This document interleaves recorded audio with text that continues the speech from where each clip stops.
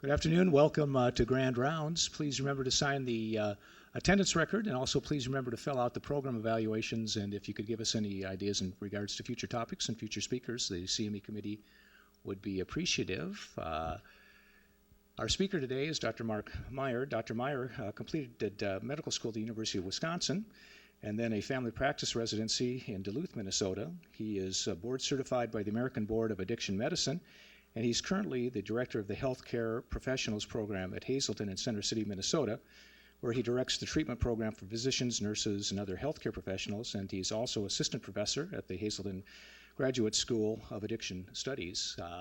His topic today is chronic pain and addiction, too close for comfort, and please join me in welcoming Dr. Myer.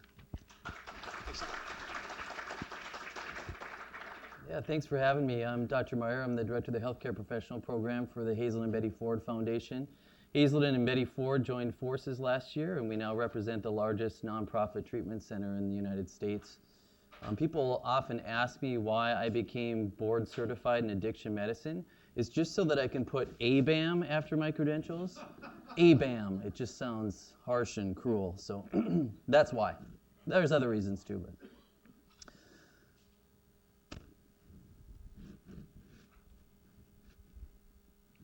Oh, we're not going forward. We'll do it this way. So I have no financial disclosures. Objectives, we're going to talk a little bit about the problem. I hear everybody else hear that? Not just me? Okay. Must be people via satellite that are also coming in. Anyway, I'll speak clearly and loud.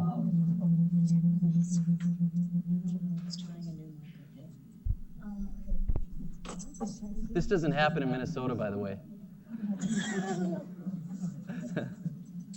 Talk a little bit about the problem, or talk a little bit about the neurobiology of addiction, describe significance of the problem, which I think most people realize that there is an opioid addiction problem in the United States right now, and some strategies in which to identify addiction in the general population, but also with those that use opioids for medical purposes, and to examine prevention in your practice if you do find that you prescribe opioids in your practice.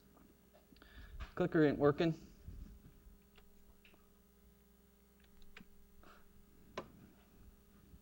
All right, people, we can get through this. I know we can.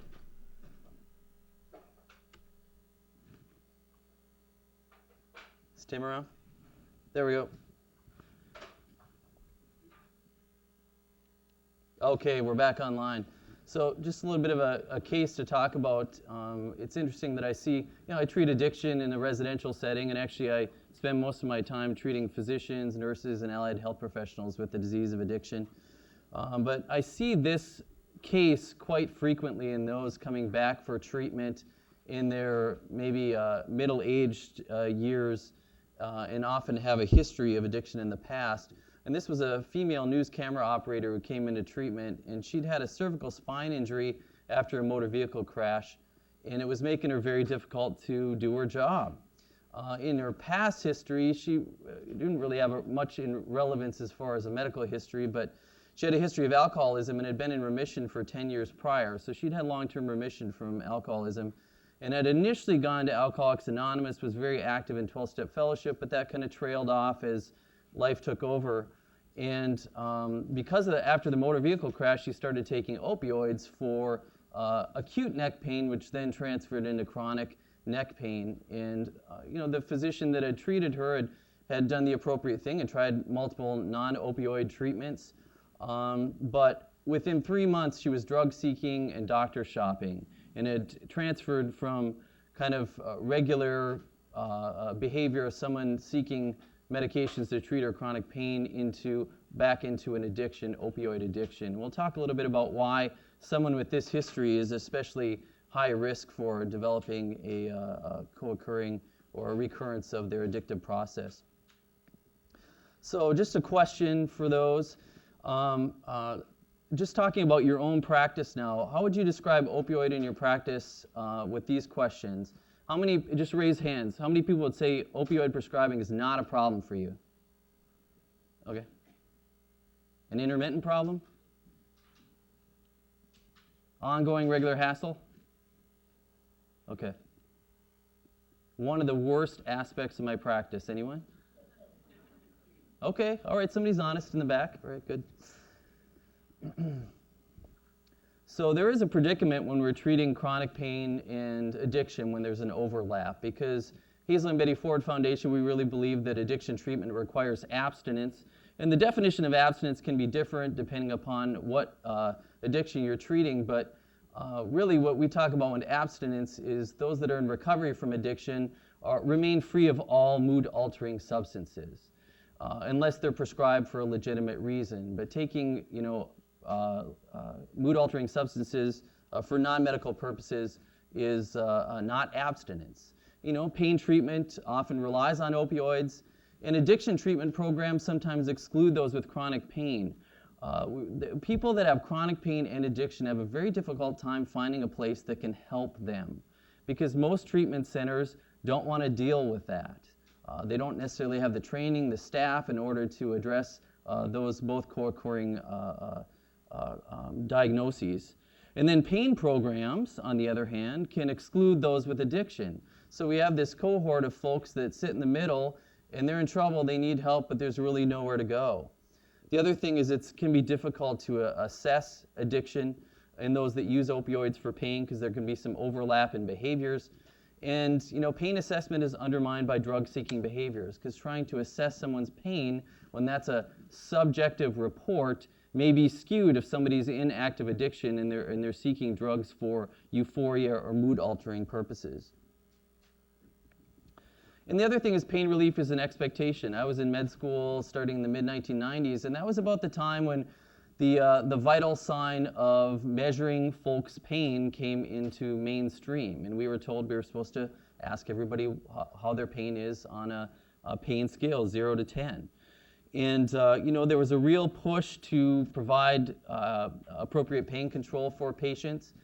And I think that initially was looking at acute pain, which was very relevant. We want to make sure that we're treating post-op pain and acute pain situations appropriately, then people are getting the relief that they deserve. But then it kind of bled over into chronic pain as well. And there was a big push by some pharmaceutical companies and some pain specialists to aggressively treat with opioids. And addiction and pain also have coexisting psychiatric orders, so it gets really messy. One of the best definitions of addiction I've heard is that it's just messy. It can be kind of hard to determine exactly what's going on. And the quandary, the kind of setup for this situation is that in general, physicians have very little training in addiction and very little training in chronic pain. When I was in medical school, I think we had one lecture on addiction. It was more on how to diagnose addiction using DSM-4 criteria. And I spent the rest of my time on the wards and in the hospital treating the sequela of addiction, liver failure, hepatitis, other diseases that are sequela of addiction, but not necessarily how to treat addiction in itself. And pain is really the most common reason for a primary care visit. And addiction is one of the most common illnesses seen in primary care. So there's a huge overlap. We see a lot of folks, whether we realize it or not, that have both of these diagnoses. So just a little bit about neurobiology of addiction. We've known that addiction is a disease since the 18th century. Dr. Benjamin Rush first recognized alcoholism as a legitimate illness back in the 1780s. And over time, the American Medical Association formally recognized alcoholism as a legitimate illness. That was in 1956. By 91, it was considered a legitimate medical and psychiatric illness. And we've done a lot of research, both wet research in the lab, but also through scans on real patients. And it's gone from murine models to patient models as well, and found that addiction really is a disease of the limbic system. So the limbic system is just at the basal part of the brain, in the brain stem and midbrain area, and that area of the brain is disrupted both structurally and functionally when addiction comes into play. There we go.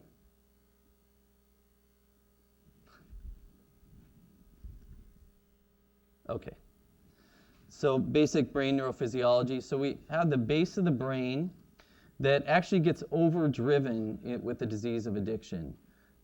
A place called the ventral tegmental area and the nucleus accumbens. There are other medial forebrain nuclei as well that become overactive, and it's driven by the neurochemical dopamine. That's the main chemical, that's the central chemical that drives the disease of addiction.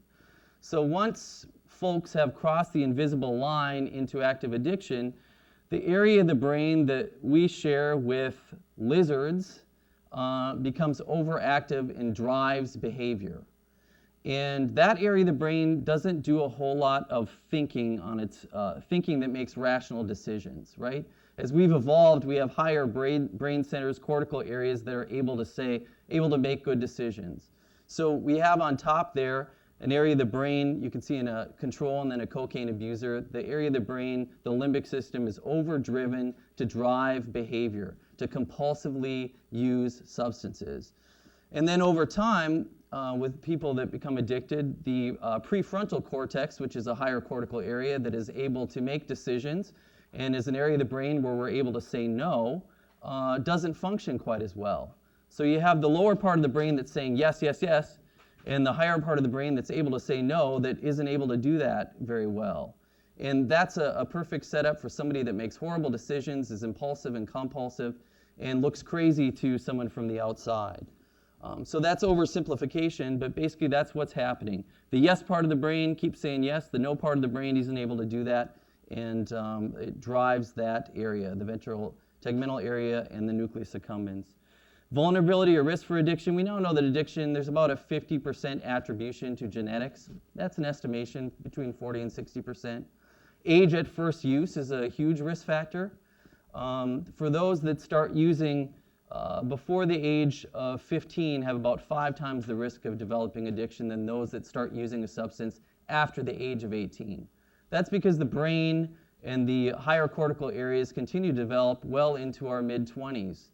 And if you're using a substance, routinely, the brain kind of gets hardwired differently. It's acting different both on a physiologic level, but structurally there are some changes that we've discovered as well. Co-occurring psychiatric illness is very common. About 20% of folks across their lifetime might have a major depressive disorder. But for those that have addiction, it's up to twice that amount. And of course, these statistics are variable depending upon what research you look at. But co-occurring psychiatric illness, very common. Bipolar disorder, very common co-occurring diagnosis in those with addiction. Those that have a history of sexual or physical trauma, especially if it's pre-adolescent, humongous risk factor for addiction. When I treat people that have multiple treatments for addiction and don't seem to get better, that's one of the first questions I ask. If they've had some type of pre-adolescent physical or sexual trauma that hasn't been discussed. And then a history of previous substance use disorder, huge risk factor for developing another substance use disorder as well. I treat physicians, so there's been some research on what are the risk factors for physicians relapsing or becoming addicted to substances. And family history is very, very important. If they have a first-degree relative, a parent, or a sibling that has addiction, they're at much higher risk for developing an addiction themselves and relapsing. A co-occurring psychiatric illness, basically major depressive disorder, bipolar disorder, those give a huge risk increase. Parenteral or IV opioid use, use of morphine and Demerol IV, huge risk factor for developing addiction. And when you put all those together, those physicians are about 15 times higher risk for relapsing and developing addiction and relapsing than their matched cohorts. So just kind of interesting, and that is also validated in other studies in non-physician cohorts. So this is kind of looking at the problem. I mean, I think we all know that there's been a prescription opioid epidemic in this country. But here's what they looked at, annual numbers of new non-medical users, so it wasn't used for as prescribed, of psychotherapeutics for about 35 years. And you can see pain relievers took a real upturn there between the mid-90s and 2000. And that was about the time I was in medical school and we were told that you need to aggressively treat pain with opioids. Tranquilizers, stimulants, sedatives kind of remain the same. I think sedatives have kind of remained down at the bottom because those people are still asleep on the couch. So, no, I'm just kidding. But there hasn't been as much of a drive to use sedatives, at least historically, as there has to prescribe pain relievers. This is just looking at past year initiates of specific illicit drugs, people 12 or older. This is from 2013, comes from the National Survey on Drug Use and Health, the NSDUH. And marijuana is still the #1 first initiated illicit drug amongst those 12 or older. But number 2 is pain relievers. Number 2 is pain relievers. That's quite scary. Stimulants, cocaine, inhalants, way down the list. PCP does not get used much anymore in most of the population.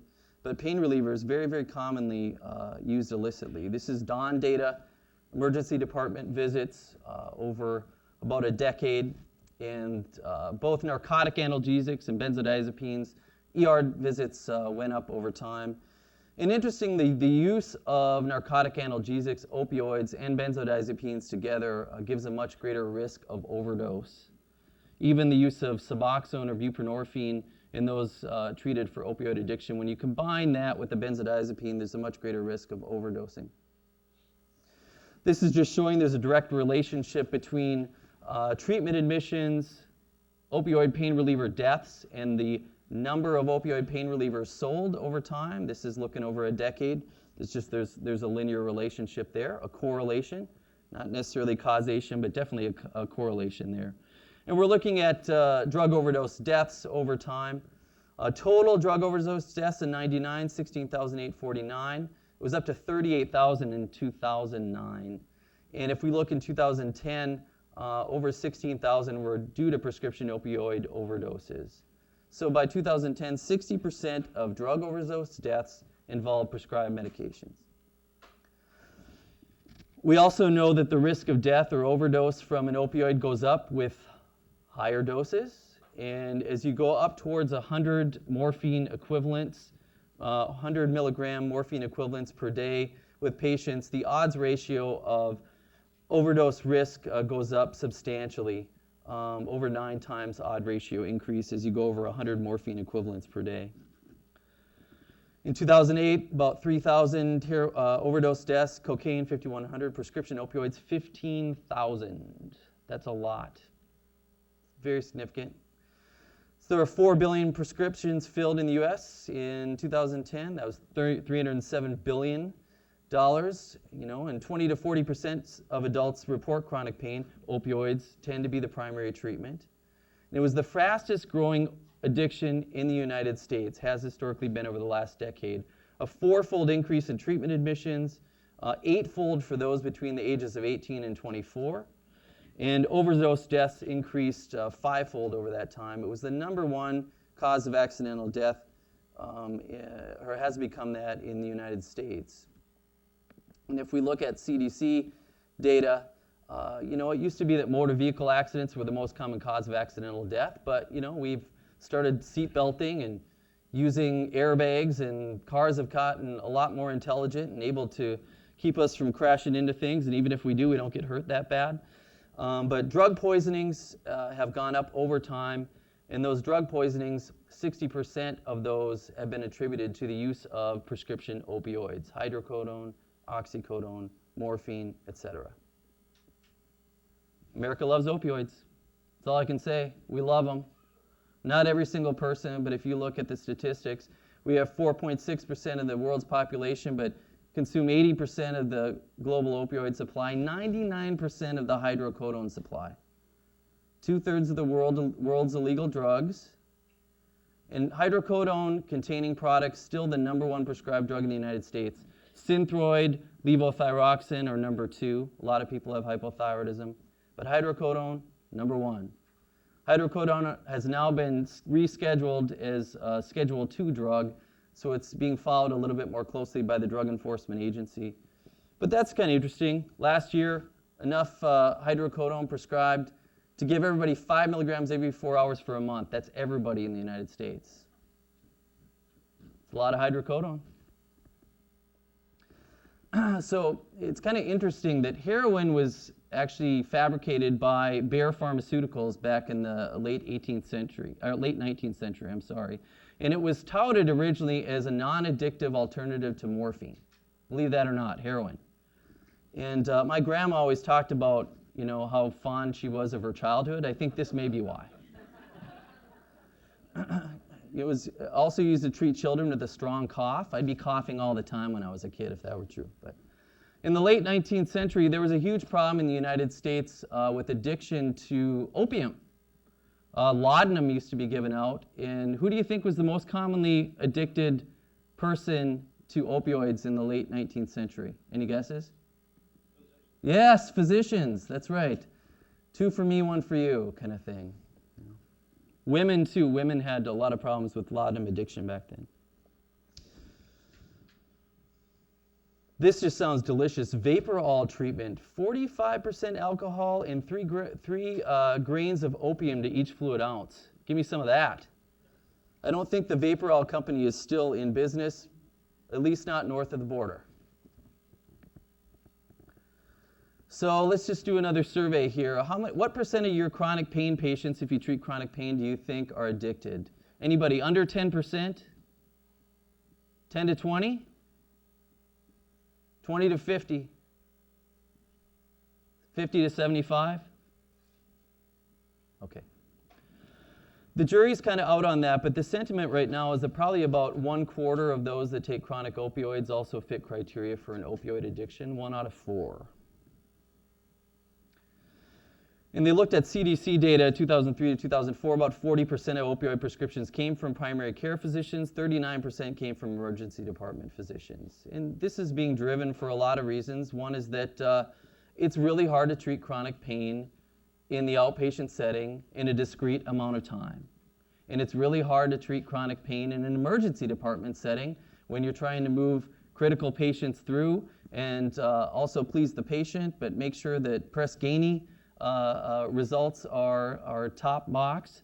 It creates a situation where it's difficult to address these folks that are coming in demanding high-dose opioids, and it's hard to delineate exactly what's going on.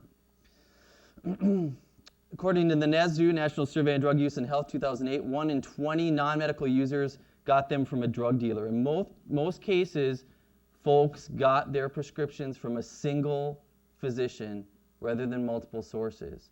I know we become aware of kind of the doctor shoppers, the people that are going around to multiple physicians, but the majority of people were getting them from a single physician source. They surveyed 586 street drug users in New York City. When asked if they were using drugs for euphoria, 38% were getting them from a doctor. For pain relief, 83% from a doctor. For withdrawal, if they were using opioids to get off of street heroin or perhaps another street drug, they were using a doctor or pharmacy 50% of the time. So physicians are, at least historically, have become kind of legalized dealers for some folks. This is looking at Kentucky, where there's a huge problem with opioid addiction and diversion. There was an OxyContin Express going on where they were, it was kind of an OxyContin Express going from Kentucky down into Florida, where physicians were prescribing high-dose OxyContin and other opioids without much investigation or discrete diagnoses. And they looked at, what were the street prices for, or street values for different drugs. And hydromorphone and oxycodone, much higher street level than diazepam. Acetaminophen with codeine doesn't have much street value. Most people that misuse opioids don't really like codeine. In order for codeine to work, about 50% of the population doesn't have the enzymatic ability in their liver to transmit or to break down codeine into its active form. So codeine doesn't have a lot of euphoric value. So let's see, how many people have you identified, or how many patients have you identified with opioid addiction in the past year? 1 to 10? Any hands? Have you? Okay. 10 to 20? Those with opioid addiction, you've made that diagnosis? 20 to 30? Over 30. Okay. So just looking at chronic pain impact, there's a huge crossover between addiction and chronic pain, and depending upon what statistics you look at it, it can be quite different. But They've estimated that 1 out of 3 chronic pain patients may have addictive disorders. I said before that probably about 25% of chronic opioid users have addiction as well. And people with opioid addiction down at the bottom who report chronic pain is about 29 to 60%, depending upon what data you look at. So there's a huge overlap there. Just briefly, acute pain versus chronic pain. Acute pain is valuable. Acute pain exists so that we can survive, right? If you get your foot caught in a bear trap, you want to have acute pain signals that tell you to get out of that situation. Otherwise, you might get eaten up by an animal or bleed to death, okay? So acute pain is very necessary. It's sudden onset, sharp in quality, it's a warning of disease or threat to the body, and a lot of different things can cause it. But chronic pain, persists longer than 3 months. This really serves no longer a useful purpose. Chronic pain at that point, it reduces quality of life, but doesn't necessarily serve the body to get out of a dangerous situation. So something changes. It assumes control of the individual. It transmits from a purely physical sensation into also an emotional sensation. When I talk to people about chronic pain, they'll say, well, does the patient have physical pain or is it emotional pain? And my answer to that question is, what's the difference? Because at that point for chronic pain patients, the difference between feeling pure physical pain and emotional pain becomes all kind of fudged up and all becomes one entity. That's my dog Charlie. Anybody cares? Actually, Charlie went up to the big dog kennel in heaven last year, so miss him. 116 million people in the U.S. suffer from chronic pain, and low back pain, most common type, 28% of the population. Knee pain is second at 28% of the population.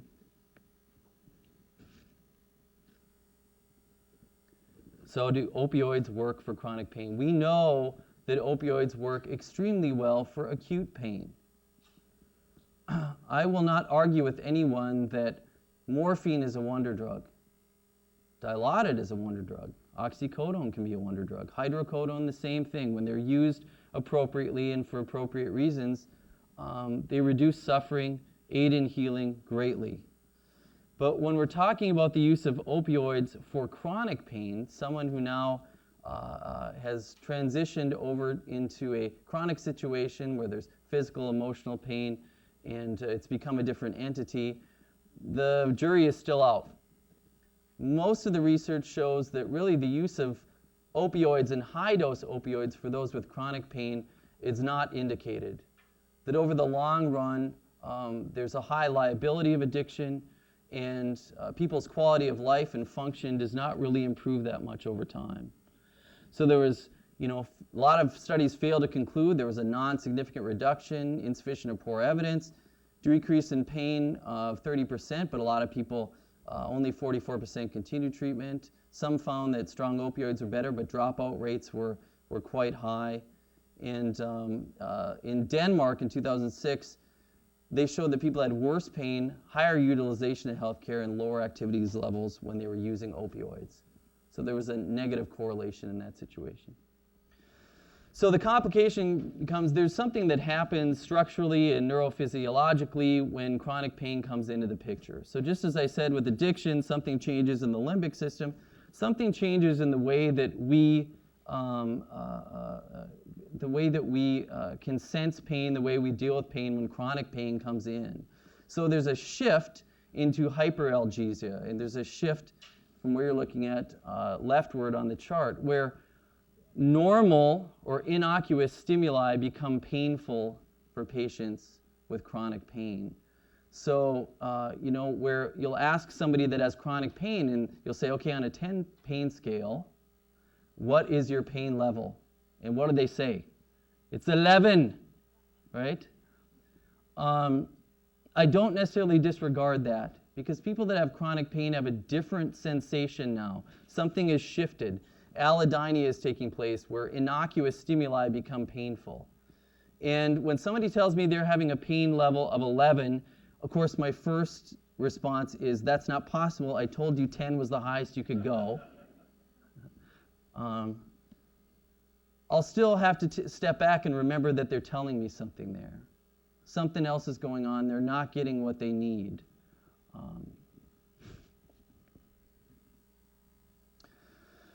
So if we do decide to treat chronic pain with opioids, which we can do sometimes, it's a legitimate and treatment methodology. We need to look at what medication adherence is in a chronic pain population. And they looked at drug tests by Ameritox over a 3-year period. And when they did drug testing on these folks, 75% were unlikely to be using consistent with the prescription. Didn't fit that. 38% had no detectable level of the prescribed medication, which means what? They're selling it. Or somebody else is taking it. They may be getting it for someone else. There were non-prescribed meds present about 30% of the time. Drug levels higher or lower than expected, and 1 out of 10 had illicit drugs detected. So in a majority of the time, the urine screen did not fit exactly what probably the opioid contract directed. So how can we predict if somebody is addicted? Well, it can be hard to tell. It can be really hard to tell. But there are some more predictive qualities that can tell you there's something not quite right going on. More predictive are people selling prescription drugs. That's a little bit of an antisocial behavior, okay? And if they're doing that, that's pretty indicative that something ain't going right. Forging prescriptions, stealing or borrowing, injecting drugs, that's a bad sign. Somebody probably has an addiction going on. Non-medical sources and using other illicit drugs. Unsanctioned dose escalations, and then lost prescriptions. Repeat episodes of lost prescriptions, right? My dog ate it. Okay, well, your dog should be dead then because there were about 8,000 milligrams of oxycodone in that bottle. Or I dropped the opioid down the toilet, which, let me tell you, somebody has an opioid addiction and a tablet falls in the toilet, they are going after it. The first response isn't to flush that baby down.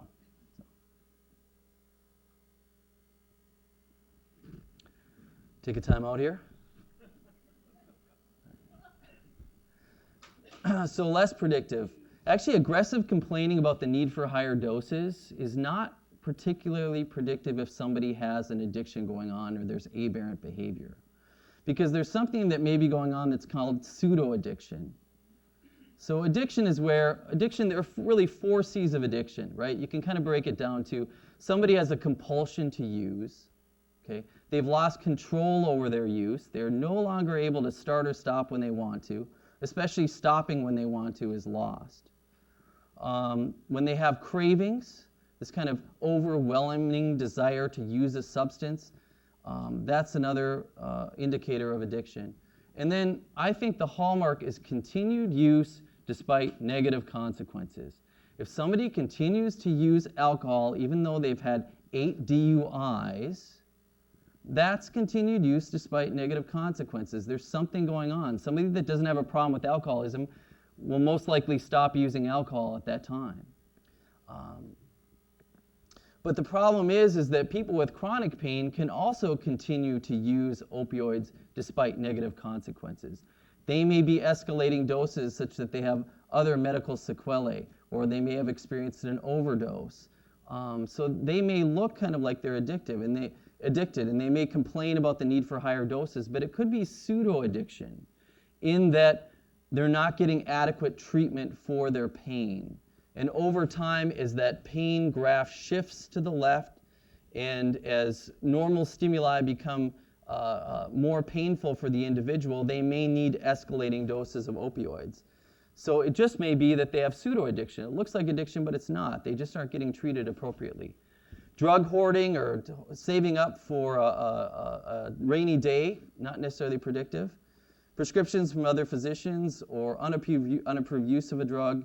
And then reporting psychic effects not intended by the physician. They may say that, you know, I'm really sedated on this opioid, or I kind of feel good on it, I feel kind of euphoric, is not necessarily predictive of aberrant behavior. It may just be that they're being honest with you. So the Center for Addiction and Substance Abuse, a Columbia institution, looked and found that 94% of physicians failed to accurately diagnose an alcohol problem. This was just looking at alcohol. But 94% failed to diagnose alcoholism in their patients. And when asked the question, how many people, patients that use opioids, have you diagnosed with an opioid use disorder? Not many raised their hands. And I think it's not necessarily that your patients don't have addiction. It's just that it isn't clear or easy to diagnose that situation. The other problem is if you ask the questions, then what do you do if you end up with a positive diagnosis? How do we get these people help? It's a complicated situation. This was a RAND study in the New England Journal of Medicine and found that doctors treating 280 people with evidence of alcohol problems only followed recommended procedures 11% of the time and suggested treatment 5% of the time. It was the least standardized of all health conditions studied. In general, about 1 out of 10 people will experience addiction at some point in their lives. 1 out of 10 at some point in their lives. That's a high percentage. And I think we're not asking the questions, we're not asking the right questions, diagnosing specifically, and then coming up with strategies to deal with those diagnoses. We're behind the 8 ball on this one. So just another case example. I talked before about the complication of folks that have both possibly addiction and or chronic pain. There's a 34-year-old guy in the SICU for uncontrolled pain.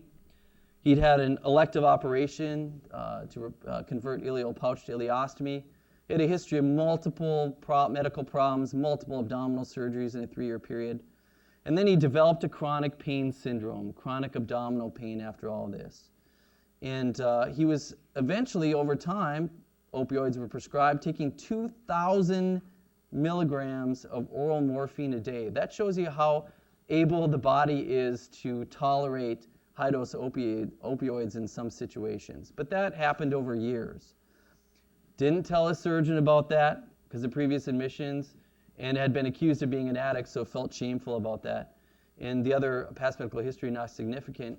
So on post-op day 1, he was awake, writhing in bed, abdominal and rectal pain, pulse was 130, blood pressure up, abdomen was tender. But at the time, he was on a morphine PCA getting 2 milligrams per hour basal with 1 milligrams Q15 minutes. However, outside of the hospital, had been taking a total of 2,000 milligrams per day. So this patient was what? In withdrawal, right? They were in withdrawal and exhibiting signs and symptoms of acute opioid withdrawal. It was getting lorazepam every 1 to 2 milligrams every 2 hours for anxiety, but lorazepam is not a very good treatment for opioid withdrawal. It was just masking some of the symptoms. And he started to demand that Demerol be used, which is kind of a red flag for a lot of us. When people say, I want that medication Demerol, yes. That can be a red flag. So the attending surgeon told the patient that he needed to be off all opioids because of addiction. The other problem is there was no documentation in the chart or by doctors or nurses suggesting that there was an addiction going on. So nobody had accurately assessed whether there was an addiction or not. He definitely had chronic pain. Was this pseudo-addiction? In other words, that he wasn't getting the pain relief that he needed because of his chronic high-dose opioids? Or was he an addict? I don't know. Can't tell you. Probably a little bit of an overlap of both in this situation. So how do we screen for substance use disorders? I think we're all familiar with the CAGE questions. Have you ever tried to cut down, or have you ever been annoyed when someone asked you to quit? Or have you ever felt guilty because of your use? Or have you ever needed an eye opener or something to mitigate withdrawal the next morning? Those questions you can ask pretty quickly in an outpatient setting, and positivity 1 to 2 of those questions can be pretty highly sensitive and specific for addiction. But there are a lot of other scoring systems to determine whether addiction is going on. The thing is, a lot of them take training and they take time. And from my experience doing general family medicine in a small town up on the Canadian border, I didn't have much time to ask these questions in a 15-minute visit when there were about 5 things that needed to be addressed. And I needed to get the dictation done. But you can adapt the CAGE to include drugs. And then the Audit C, at least for alcohol, is another 3-item questionnaire that talks about use and frequency of use. Can be very kind of a quick screen for addiction, and they can be adapted to other substances as well. There is a specific screening tool for opioid misuse amongst those with chronic pain. There's the opioid risk tool, and it's designed for primary care patients. It's 5 items, self-report, but it's a validated tool. And it basically asks kind of some of the questions I talked about, the risk factors for relapse amongst addictions. They ask about family history, a personal history of substance use disorders. It also asks about whether somebody has co-occurring psychiatric illnesses. And when you put those together, it can become pretty predictive as to whether someone is at high risk for misusing their opioids if they have chronic pain. The SOAP-R is another screening tool, and there are multiple versions between 5 to 24 items. From the 24-item one, if you get 19 or more, those folks are about 3 times as likely to misuse opioids if they have chronic pain. So if you identify those patients that are at higher risk, it might be a good argument for exploring other non-opioid treatments, or at least fully informing and documenting in the chart that you've told these patients what their risk category is if the decision is made to go down that route. And there's been a huge focus in the primary care community and in the addiction medicine community on screening and brief intervention referral for treatment in primary care. Because the research has shown that you don't necessarily have to do all these complicated audits and screening tools on patients to determine if they have an addiction. Merely asking the question and being open to patients telling you that they may be misusing a substance, and then counseling them on that there are modalities and treatments for addiction makes a huge difference. And the difference doesn't necessarily happen in the 15-minute visit. It happens cumulatively over time. So asking the question, telling somebody that you're concerned, offering them a treatment if they need it, and then addressing that on recurrent visits is extremely powerful and helpful in the primary care setting. So physicians can do their part. Not only screening and diagnosing, but making sure that the treatment modality and the method of treatment is delineated discreetly. I know narcotic contracts have become quite popular, and that's really a good thing to look at ahead of time with patients, and a lot of primary care clinics will have contracts already that delineate what's acceptable behavior, what's the plan strategy, what's an exit strategy if opioids don't work for chronic pain, and then also random urine screening. So the narcotic contract may include medication callbacks, blister packing. Urine toxicology screening is invaluable. Invaluable. Doing random urine screens that include the usual drugs of abuse is invaluable in this population. You want to determine if they're taking the opioid or other substance that's prescribed and whether or not there are other things in there that shouldn't be. So that's kind of the universal precautions. The other thing that I use a lot of prescription drug monitoring programs. Do you all have one in Iowa? Do you? That's where you can look up and find out what your patients are receiving as far as controlled substances over a 12-month period. We have that in Minnesota as well. It's becoming more national. It's invaluable to determine if folks are receiving prescriptions from multiple providers. It can help delineate the story. It's very hard to argue with the printout that says you've received 30 prescriptions for OxyContin in the last 2 months. What's going on? So diagnosis, universal precautions, a diagnosis with a reasonable differential is necessary. So making the diagnosis of chronic pain, making the diagnosis of addiction if it's there, needs to be in the chart. And then a detailed psychological assessment, including the risk of addiction. Some of that comes from these screening tools that we talked about.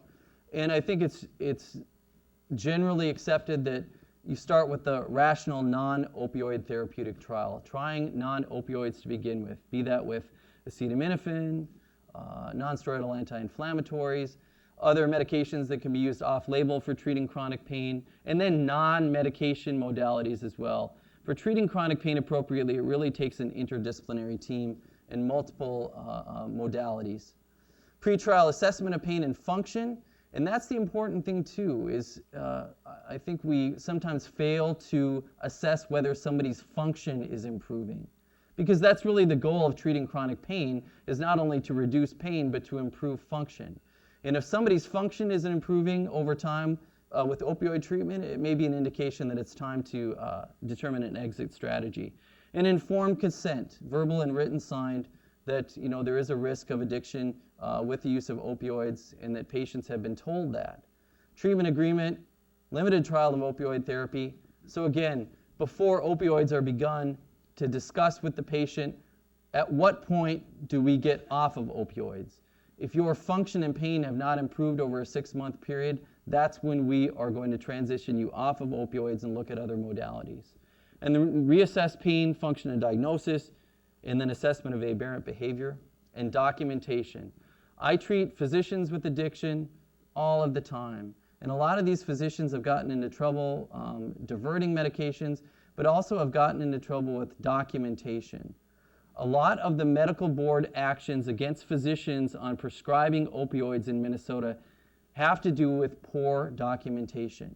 And what I mean by poor documentation is a lot of time there's no documentation in the chart that a discussion was had with the patient, that a contract was initiated, that there were random urine drug screens initiated, or even documentation of what prescriptions were written for patients.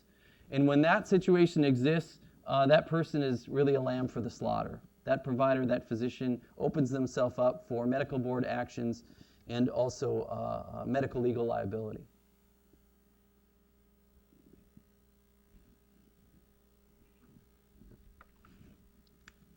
I missed the far side. Does anybody else miss the far side?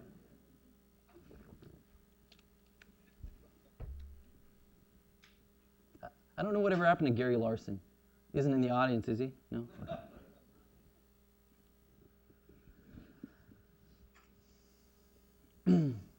So how do you triage chronic pain patients? It can be very difficult. I worked up on the Canadian border in International Falls, Minnesota. I had a ton of chronic pain patients, but I didn't have time to screen. I inherited a lot of these patients from my partners, and they'd already been on high-dose opioids. And I didn't have the time or tools in order to address the situation. So I just kept on prescribing high-dose opioids for patients without probably correct documentation. The other thing is I was 2.5 hours away from Duluth, Minnesota, which was the closest referral center. And if I had somebody that needed to see a chronic pain specialist, what was I going to do? Even if my patients were willing to drive 2.5 hours, it was a 6 to 9 month wait to get him in to see a chronic pain specialist. I was stuck. No time, didn't have the tools, and didn't have the referral availability. But who can take care of chronic pain patients in a primary care setting? Well, if there's no history of a substance use disorder, if they don't have a past diagnosis of alcoholism or an opioid use disorder or a benzodiazepine use disorder or cocaine use disorder, those people are at lower liability for addiction. And if there's no major psychiatric comorbidity, major depression, bipolar disorder, schizophrenia, especially those with bipolar disorder and schizophrenia have a much, much higher risk of developing addiction if they're treated with opioids for chronic pain. So when do you get a consultation? Well, if there's somebody that's had a history of a substance use disorder, but they're in recovery, they may be in recovery or absent from alcohol over a 5 to 10 year period. If they have a family history of addiction, they're kind of, their behavior is aberrant. They may be missing prescriptions or losing prescriptions, or a current psychiatric disorder, current bipolar, current depression. Probably good to get consultation. That doesn't necessarily need to be with a chronic pain specialist. It could be just with a psychiatrist or another individual to take a look at the patient for another opinion. And then when to refer to tertiary care, to an addiction medicine specialist. This is what I'm trained to do. If there's an active addiction, you've diagnosed somebody with chronic pain, but also an addictive disorder going on, and if there's a major untreated psychiatric disorder, such as untreated schizophrenia, bipolar, along with that, they probably need to get an addiction medicine specialist involved. The CDC is, this has popped up on the CDC's their radar for a long time, but they put a lot of time and energy in developing these prescription monitoring programs, which I feel are invaluable. And they've done a lot of education for patients, public and medical providers, and try to institute some policy changes as well. Prescription drug monitoring programs are invaluable. And in 1992, only 10 states had them, but now over 40 states have prescription drug monitoring programs in place. And in Kentucky, Nevada, and Utah, they actually provide their information proactively to physicians. You don't only have to log into a website, but they'll send you the information on your patients. And then there's now a new emphasis to look at this nationally, to share prescribing or what prescriptions patients are receiving nationally in between state borders. Federal response training, prescription drug management programs, medication disposal, and enforcement. Of course, the federal responses, they want to enforce some of these issues rather than necessarily looking at the prevention aspect. So what will you do? Well, if you don't get anything else from this, please look into ways that you can screen for addiction and alcoholism. Even if it is a simple cage question. Have you ever felt the need to cut down? Have you felt annoyed when somebody's asked you to stop or reduce your use? You know, you felt guilty because of your use or needed an eye-opener in the morning or needed to continue using the substance in the morning to mitigate withdrawal. Simply using those questions, you can identify a lot more people that have addiction. And from what we know from screening, brief intervention, and referral for treatment, it makes a difference to ask the question, to re-ask the question, and to offer help to individuals. Even if you don't necessarily know what to do in that situation, telling people you can help them get the help that they need makes a difference. Look at your prescribing practices. Use prescription drug monitoring programs. Please learn how to use these. They're free. It's easy to get access. If you have a drug enforcement DEA number, you can gain access and can figure out where people are getting prescriptions from multiple states. It can help figure out what the situation is and helps with your documentation. It's an objective intervention. And then intervene and treat those with addiction and refer to an addiction specialist just like any other medical specialty.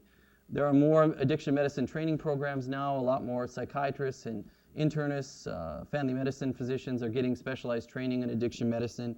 And that's what we're there for, to help try to figure out these complicated situations and help you to better treat these patients that can be a huge burden of time, energy, and expense for healthcare systems, but the population in the country at large. Thank you. That was a lot. Open to some questions if anyone has any. And if you don't feel like speaking up in front of everyone, you know, please come down after the presentation, and I'm willing to talk.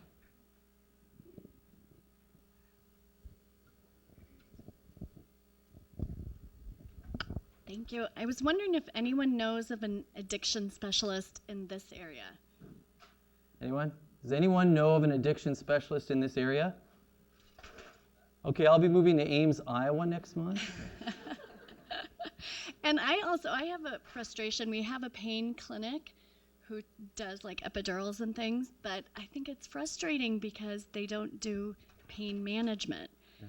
And like, especially if they're on hydrocodone or things like that, which I always think of the pain clinic as managing that, but they won't. They refer it back to us, the primary care doctors. Yeah. So I don't know if you have any suggestions. I wish I had a solution to that. I mean, I find that there are quite a few chronic pain management programs around the Minneapolis-St. Paul area, but there's huge variability even between different systems on whether they use high-dose opioids, whether they use other interventions, and also whether they're willing or not to treat people that kind of cross the line sometimes in between chronic pain and addiction.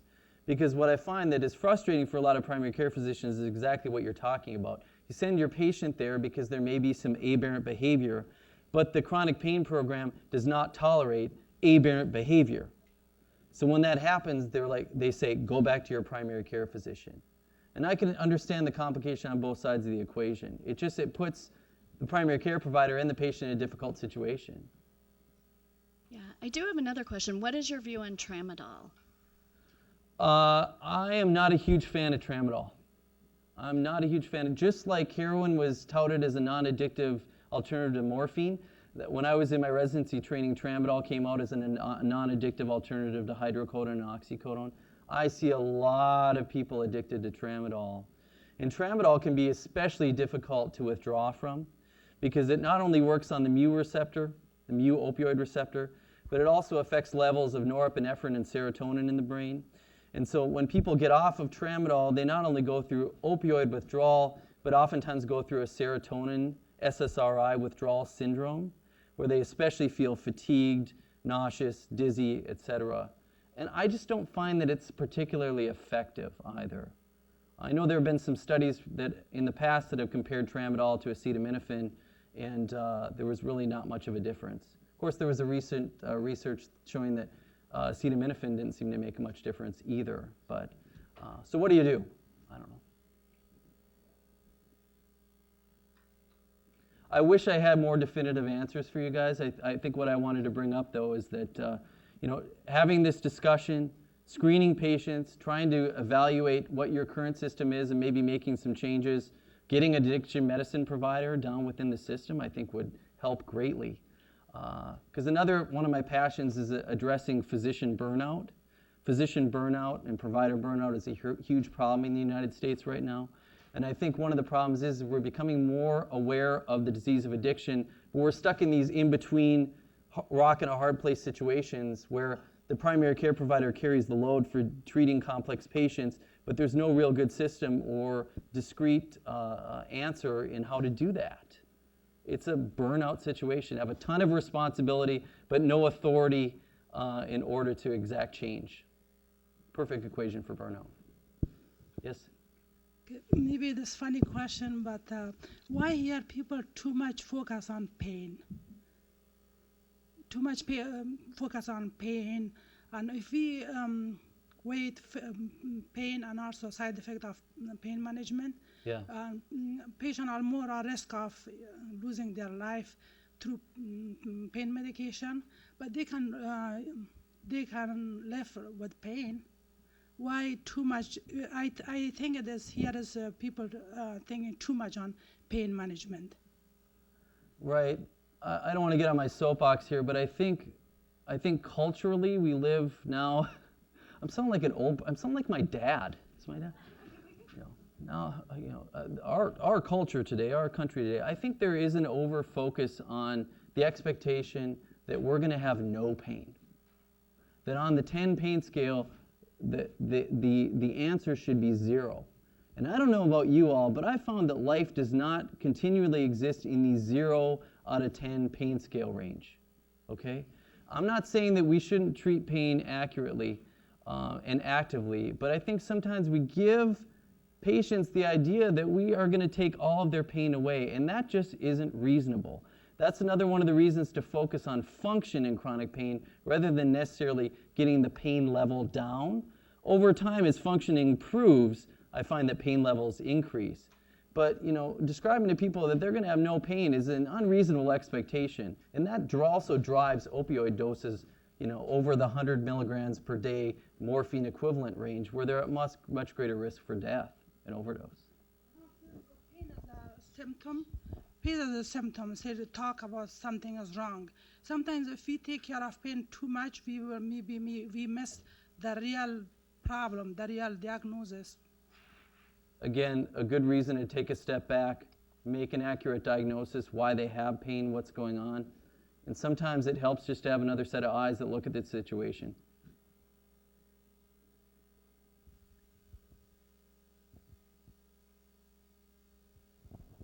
Well, thank you so much. I thoroughly enjoyed my time in Iowa.